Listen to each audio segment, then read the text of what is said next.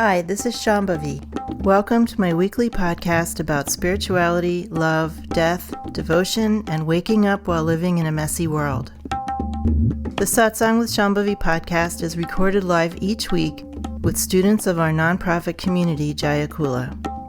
For more information and to find out about attending a satsang, visit jayakula.org. Thanks for listening. Much love to you, wherever and however you are. There are three sort of aspects to direct realization practice, and one of them is integration. These are all householder traditions, meaning that they're not ashram-based or they're not monastic. They're by and large taught by and practiced by people having regular lives like we are having. And we are wanting to integrate our practice with our everyday lives. And that means two things. It means practicing in the course of every day, so integrating our actual sadhana, our actual practice into our days, and that can look like many, many different things. But ultimately what it means is integrating the state of our practice into everyday life. Being able to relax into the state of our practice, the fruit of our practice, the result of our practice, while we're at the supermarket, and while we're having an argument with a friend, and while we're taking care of a baby, and while we're doing our bills, and while we're watching Netflix. Everything. Ultimately, what we want is to be in the condition of being more relaxed and, in essence, more realized wherever and whenever and however we are. The number one aspect of community, of spiritual community, from the perspective of this tradition and of me as a teacher, is that it gives us a place to practice integrating. We aren't just sitting on a cushion and then going out into our lives and being the same whatevers we always are. In this community specifically, we have this little phrase that we sometimes use, which is living our lives together. So we're not in an ashram, we're not monastics, we're all doing this, that, and the other, but we gather as a community and do things as a community much more than your average Christian church or Buddhist meditation community or something like that. We are, many of us, in contact with each other every day, and we do things together, and we have many more opportunities to gather with the teacher than in a lot of other communities and streams of practice. And that is because we are in training to be in the state of our practice 24/7. That's what these kinds of traditions are about. There's a phrase for this, akhanda sadhana, means unbroken sadhana. But again, doing sadhana is leading us to just being in an effortless way. We're not going to be doing sadhana for endless lifetimes, hopefully. At some point we just relax and we're just being in, embodying the fruit of our practice effortlessly. But we are doing that in a non-compartmentalized way. We're not just doing it in spiritual settings. We're doing it everywhere. So the community is training for that. And we are a community of people like every other spiritual community who, most of us didn't know each other before. Some of us did. People bring friends. But by and large, we're people who didn't choose each other. And this is wonderful. Because if you got to choose everybody in your spiritual community, it wouldn't be as hard. And there wouldn't be as much fruit from the practice of being in community. I'll explain that in a minute. So we're training for integrating, and then part of that integration is that through relating to each other and working with each other, and Jayakula is by and large student run, so there's a lot of work that we do together too. In that process, we are learning how to relax, but we are also seeing our tensions. We're seeing where we are having habitual patterns of emotions come up, and we're learning how to relax those or work with those in the context of living relationships so that we can make a more perfect spiritual community. No. Okay, no. The spiritual community is totally open. It should be. We're not trying to have a perfect community. We're trying to have lives in which we can express the fruits of our practice. Learning in a community where people have had similar teachings and are all kind of going in a vaguely similar direction, we have more opportunity to work with our tensions. We can use a similar language, right? We learn language and view when we're in teachings, and we can talk to each other in a way that we understand, and things can be pointed out more easily than just at work or something. However, but that's not the end of it. The end of it is out there, not in here, right? We're training to integrate. We're training to be able to work with our tensions, our karmic patterns, using the community as a mirror and the teacher as a mirror. We're training to relax in the face of our tensions, not just work on them. We just love to get a hold of something and work on it. But a lot of this is more about relaxing. Then there's work to be done, but we also want to remember to relax. And then, very, very importantly, and speaking back to what I said about we're just a collection of people, we knew each other, we didn't know each other, we didn't choose each other, we learned that we can love anyone. This is really one of the most wonderful fruits or consequences of being in a healthy spiritual community, is that the person who just you could not stand when you first met them, 2 years later you just love them. And this is an incredible lesson for people. And hopefully that spills out. Obviously, it's not just about then, okay, I love my teacher, I love everyone in my community, even the ones who annoy me, and let's now close the doors and just love each other. No, it's not about that. It's about learning, wow, I can love people that I hate. Right? I can love people who annoy me. I cannot get exercised when someone's annoying to me. I can just be like, okay, I'm annoyed, big deal, right? I still love them. So we can go out into the world with this. We can meet someone new, and that person rubs us the wrong way somehow. And then we remember, oh, remember that other person that happened with, and 2 years later I loved them and saw all their good qualities. So I'm going to relax now. Maybe that's going to happen with this person too, right? We don't have to compartmentalize our love so much, because the state of realization is a state of loving everyone without exception and without conditions. So we're training to learn that that's possible. You know, when we first start out, we don't even think that's possible. And if we're really just beginning, we don't even think it's desirable. And some people feel that way. Why would I want to love someone who's horrible? It doesn't really work that way. We do end up loving everyone if we keep going in the practice, and maybe not in this lifetime, but at some point. And the community is training wheels for that. And you know, this community has a lot of people in it that identify as queer. And so we have a lot of people who have experience finding alternate community and alternate families. And that also is another zone in which that happens, right? And certainly it was part of my experience growing up, and one of the reasons why I find community so wonderful, because I had that experience as a young queer person, finding alternate family and alternate community and learning to love people that I didn't know and I wasn't related to. Now I want to talk about hosting and belonging. These are two core things that we're doing here that are cosmic wisdom virtues or aspects of reality that we are trying to discover. The community, this community in particular, is a crucible for doing sadhana. For whatever reason, I was interested in doing a lot of sadhana from when I was in my mid-20s. And I have enjoyed some realization. And so what I naturally want is for you to have a similar experience.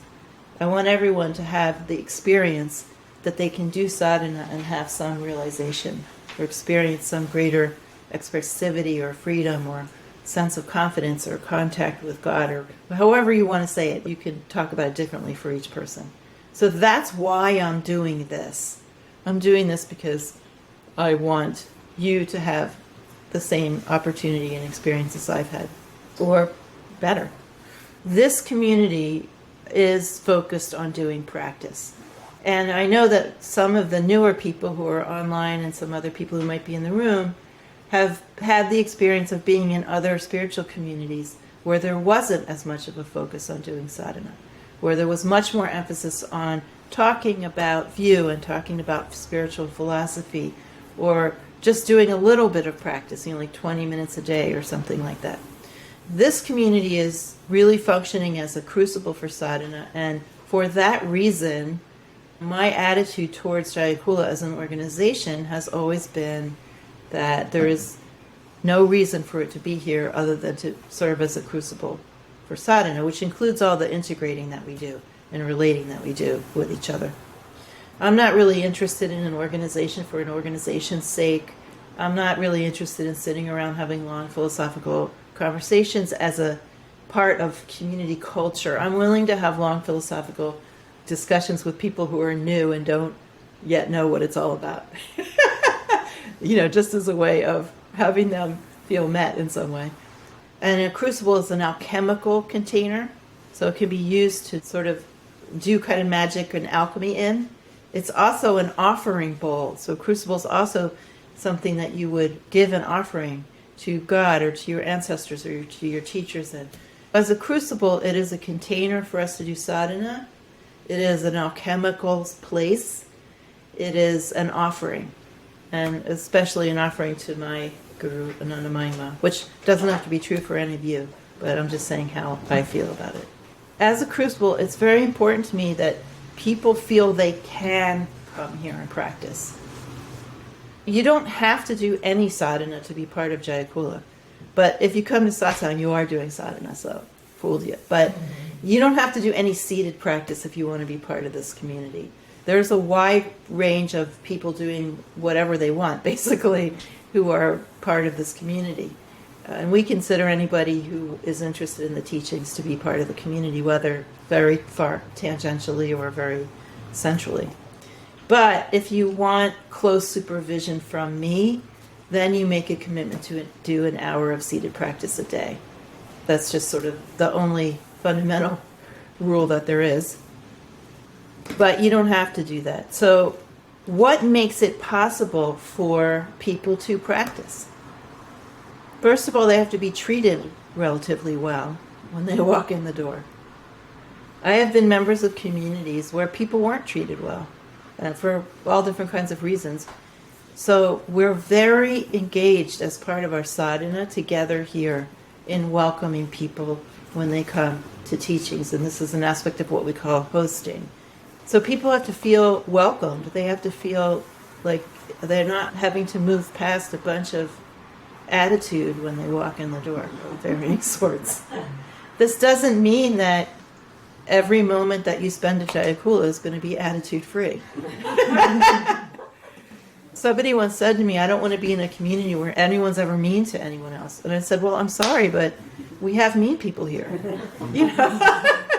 This is just a random collection of people. We have mean people, we have sad people, we have passive aggressive people, we have perky people who will drive you nuts. Whatever drives you nuts, you're sure to find it here at some point or another.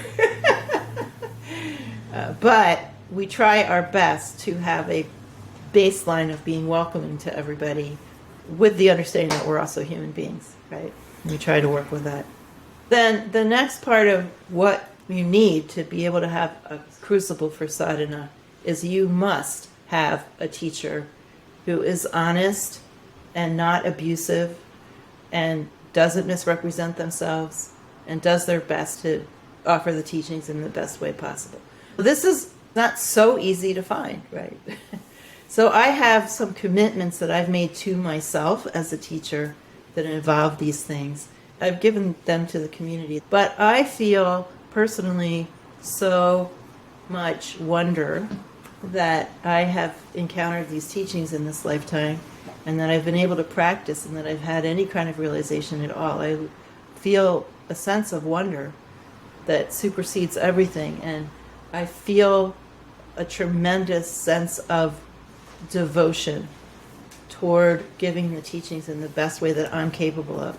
It doesn't mean I never screw up, but I think that anyone will tell you that there's honesty here and a human being trying to do their best and not be abusive to anybody. That's part of what it takes, I think. When we read about communities where there's abusive teachers, to me as a teacher, one of the worst things is that that person deterred other people from doing sadhana. That person caused other people to not want to practice anymore. And having been a person who's benefited so much from practice, I never want to be in that position. Right? So if you think I'm not keeping up to my commitments, you can call me on it. So this idea of hosting, and then the second idea is of belonging. I want to talk about that. Hosting is something that belongs to what we could call Shiva, the aspect, the reality we call Shiva, or even the deity we call Shiva. But in Trikashaivism, Shiva is all of reality. And then the belonging part belongs to Shakti, the creative aspect of all of reality. And these are hosting and belonging, two things that we have been working on forever since Jayakula started. There's been many layers to that, and trials and errors and successes and all that. Lord Shiva, all of reality, the personification of all of reality in a Shaivite tradition, is called the Lord of the hosts. He is called the host, and he is also protected by the hosts. He is the host in that he is the space of consciousness, the space of awareness within which all of this is happening. So he is hosting everything that is, everything that occurs, and all beings. He is the Lord of the hosts. He is the Lord of all aspects of protection. So the hosts, they're called the ganas, and that means the protectors in one sense.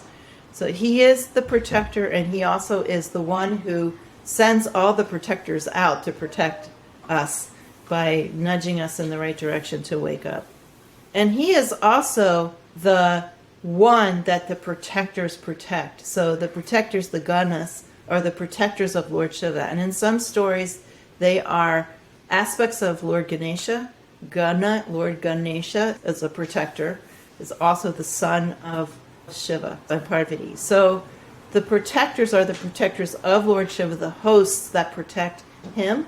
They are also his children. And this is very, very rich for us because we are hosts. We are hosts who are trying to embody the unconditional hosting of Lord Shiva.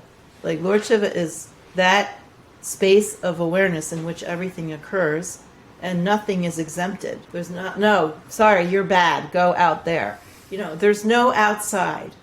To the extent that we can, we are trying to embody this no outside quality of hosting, and everyone treated the same. We are also trying to take care of Lord Shiva in the sense that there are protectors of Lord Shiva, the ganas, a multitude, a host of hosts. And they are also his children. So by protecting the teachings, I'll just speak, by me making commitments to be honest and to not abuse anybody and to represent the teachings as honestly as I can and whatever else I do, I am protecting the teachings. I am protecting those who have come before me to give teachings. I am protecting the students as incarnations of Lord Shiva. And there's this aspect which is that we are children taking care of the teacher, taking care of the teachings, taking care of God, so that we can learn to care for everyone. And this was really beautifully embodied by Anandamayama, my guru, who called herself a little child. And she asked her disciples to treat her as if they were taking care of a little child.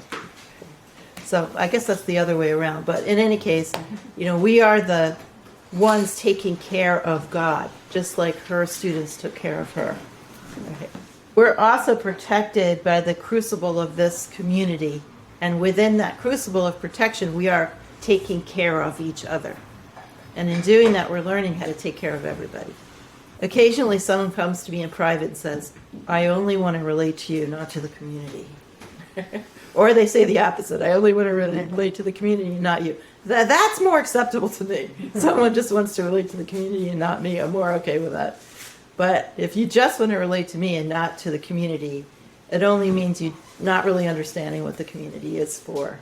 Okay, and then, so that's hosting, and that is embodied by us in how we set up our spaces, how we prepare our spaces before anybody gets there, how we relate to people who come for teachings, how we try to take care of each other, when we're having a hard time. All right, so now I'm going to talk about belonging, the Shakti aspect, belonging. And there's a word in Sanskrit that I've given extensive teachings on, and that's written about extensively in the tantras of Trikashaivism. The word is kula, and we're called Jaya Kula. The word kula means family, and it means ordinary family, like birth family. It means the family of students that has gathered around a teacher. So the extended family of the teacher is also called kula. You may have heard the phrase guru kula. That's what that means. The students gathered around the teacher. And then kula means the family of all manifest life. So we have this cosmic expansion of this word kula, from our birth family to our spiritual family to the family of everything. And this is our journey as practitioners, to journey from a narrow, circumscribed range of family to this bigger family where we're making family with people we didn't choose, to feeling that we are kin and in kinship with everything. And all of the family of everything, not just sentient beings, all objects, all manifestations, everything is, according to my experience and also this tradition, filled with that same awareness and wisdom. So our feeling of devotion and kinship becomes to everything and everyone, not just to other beings of our ilk. That's what happens eventually. So all of these things are being produced by Shakti. They are all aspects of the creativity of this alive, aware reality. So there's sometimes it's said that all manifest life is her body or in her body or being spoken by her. These are all ways that it's talked about. We have a theme every year. Last year our theme was belonging. And we're trying to feel my way into how can we invoke a real sense of belonging for people. The belonging that we're talking about is not dependent on anything. Basically what this tradition shows us is that if you're here, you belong. There is no question to be asked. There's no, we have to include you. You're pre-included. And how can we express that? We're grappling with that. And finally, I want to talk about Seva. The word Seva means service. There is, fundamental to reality itself, an overwhelming feeling of devotion. When you have more contact with the base state, the natural state, living presence, that, whatever you want to call it, you will be struck by an overwhelming fullness of this reality with a feeling of bhava, of devotion. Just eager to serve, eager to show itself to whatever shows up. So seva, in the best sense of the word, would be that. It would be a feeling of devotion toward everyone expressed through service, expressed through embodying the servant. Now, in the teachings of Hinduism at large, it's said that people have certain specific flavors of relationships to their teachers or to God, both. One could be as a friend, could be as a lover, it could be as a servant. And I think there's a couple of other ones, but I don't remember what they are. I've always been oriented as a servant, and devotion has been something that I have been coming more and more into as I get older and do more sadhana, right? So it's very pressing for me. You may relate to things a little bit differently, but offering service, giving whatever we have, is an aspect of the enlightened state.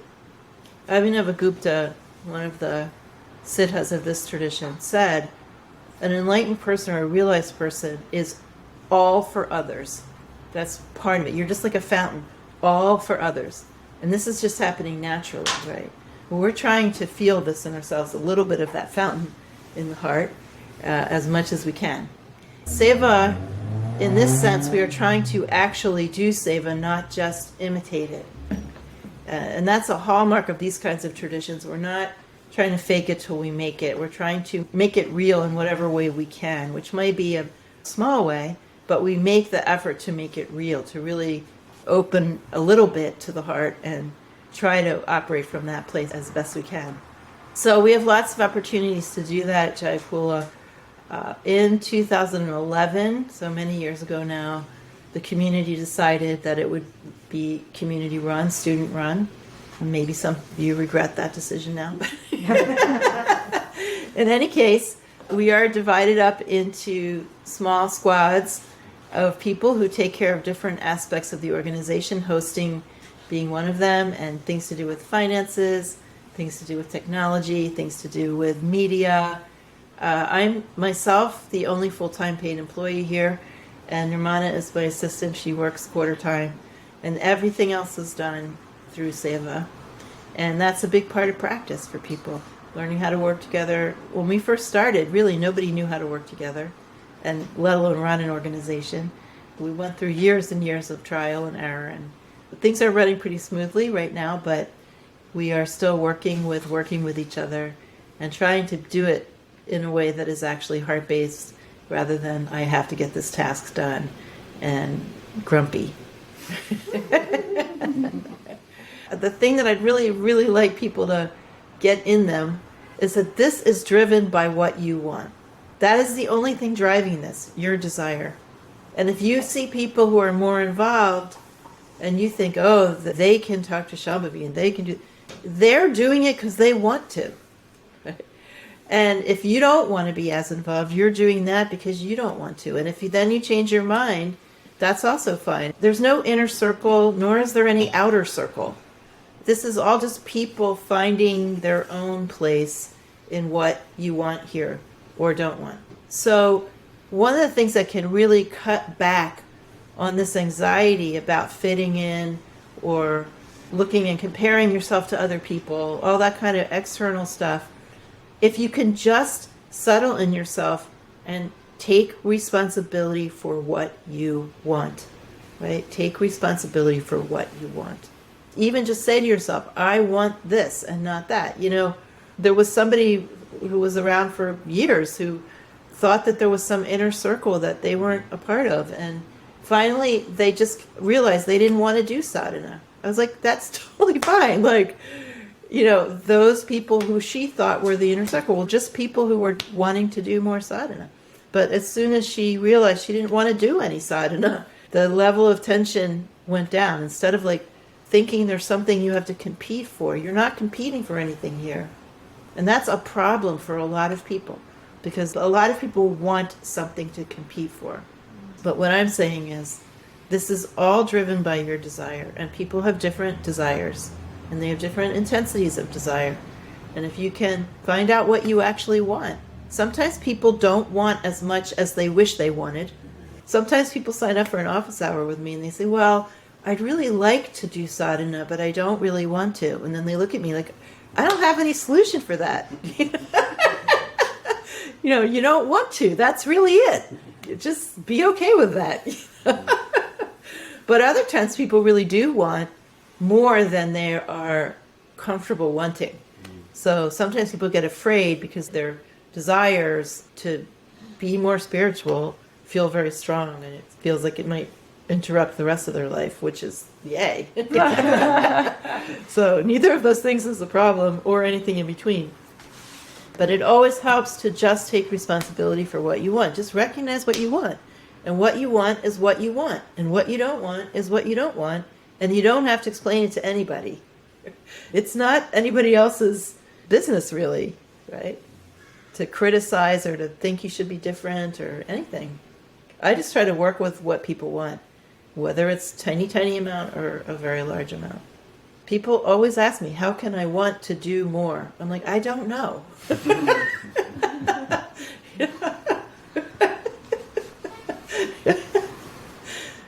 That's how you are right now.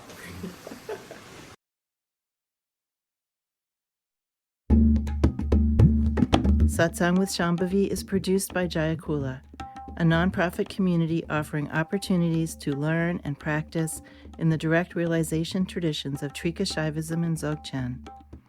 If you enjoyed listening, please help us keep this podcast and many other teachings open to all by making a monthly or one-time donation. Visit jayakula.org to make a donation and explore more of our offerings.